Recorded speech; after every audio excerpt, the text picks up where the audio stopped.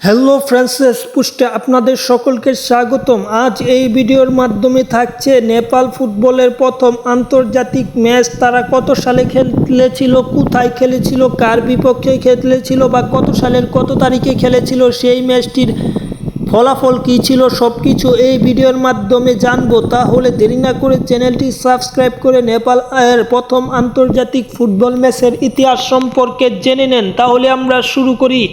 নেপালের প্রথম আন্তর্জাতিক যে ম্যাচটি খেলে নেপাল, সেটি হচ্ছে চীনের বিপক্ষে খেলেছিল বেইজিংয়ে, চীনের মাটিতে। স্বাগতিক চীনের বিপক্ষে সেই ম্যাচটি 13 অক্টোবর 1972 সালে নেপাল খেলে এবং সেই ম্যাচটিতে নেপাল বড় ব্যবধানে হেরে যায়। নেপাল 6-2 গোলের ব্যবধানে নিজেদের প্রথম ম্যাচ হার দিয়ে ইন্টারন্যাশনাল ফুটবল শুরু করে এবং চীনের মতো শক্তিশালী দলের বিপক্ষে নবাগত এই দলটি এমনই করবে বলে সবার বিশ্বাস ছিল এবং তার ব্যতিক্রমও হয়নি। যাই হোক, খেলাধুলার ছোট থেকে বড় আপডেট পেতে এই চ্যানেলটি সাবস্ক্রাইব করতে ভুলবেন না। ধন্যবাদ সকলকে।